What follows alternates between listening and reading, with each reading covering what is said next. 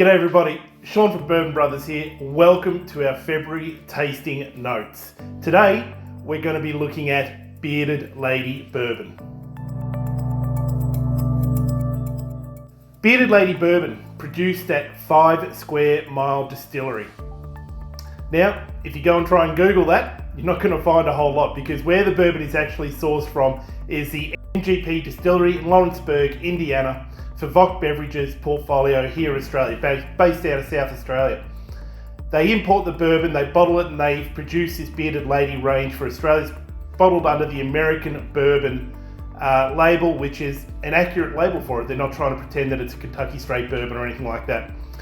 So this bourbon, when it was introduced, actually won quite a few awards. It won gold medals at the San Francisco Wine and Spirit Competition. It won at a Melbourne International Spirit Competition in 2015.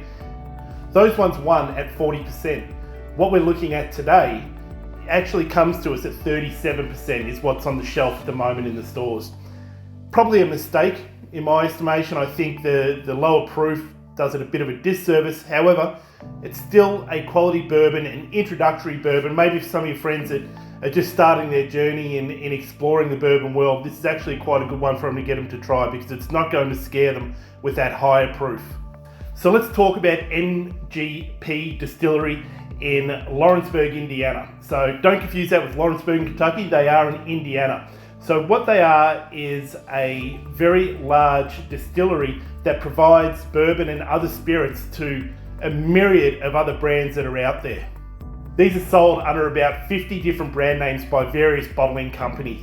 And they even have some of their own products that come out of there, but mostly they supply to other people to bottle. The facility's largest customer is actually the multinational beverage giant Diageo.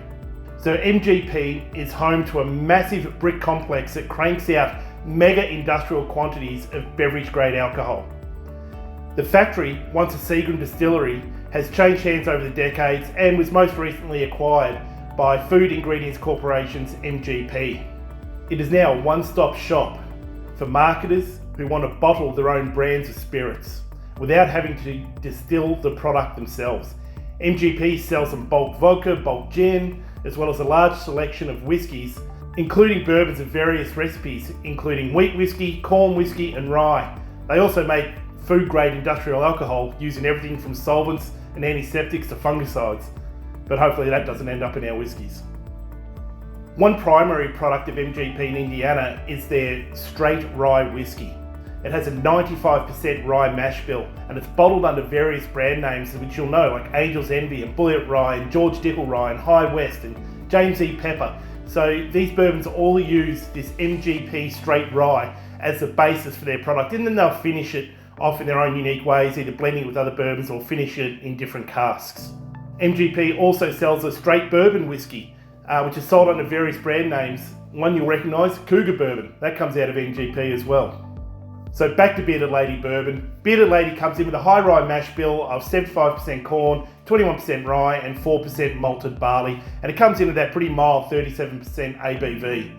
So why don't we give it a shot? The first thing you'll notice about Bearded Lady is the colour. So if you open your box, you'll notice a distinct colour difference between the three bourbons in there. The Bearded Lady, for me, it's almost an apple juice look. So it is a little bit off-putting to start off with, but again, we'll let the flavour do the talking.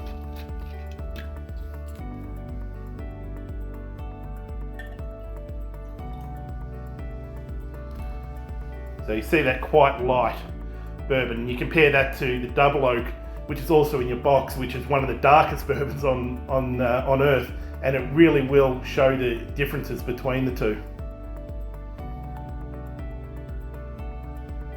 Fairly light on the legs, but there is some there.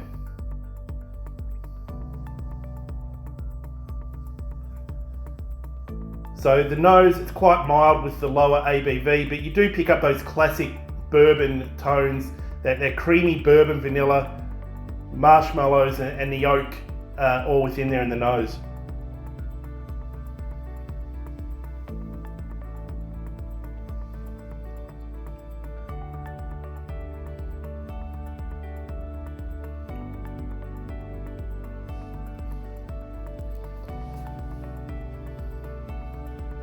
Alright, so I get a bit of chocolate and sort of buttery fudge kind of initial hit on the palate, and then you get a little bit of the spice and the toasted oak and that vanilla that persists through. It's actually quite nice on the palate, again very mild with that low ABV. So again, it's probably right for that person that we're just introducing into neat bourbons in there without scaring them in, like, you know, a Booker's ABV. On the finish, it's actually quite long, which was surprised me when I was when I was sampling and trying these.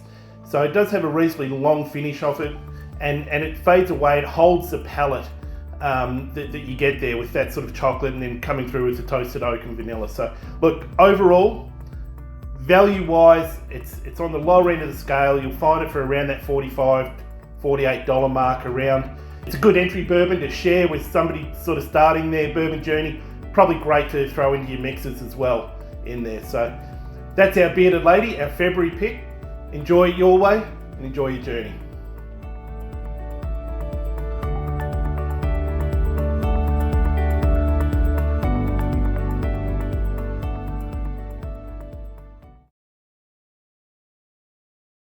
At a fairly mild 37% alcohol by volume. I don't know why I'm talking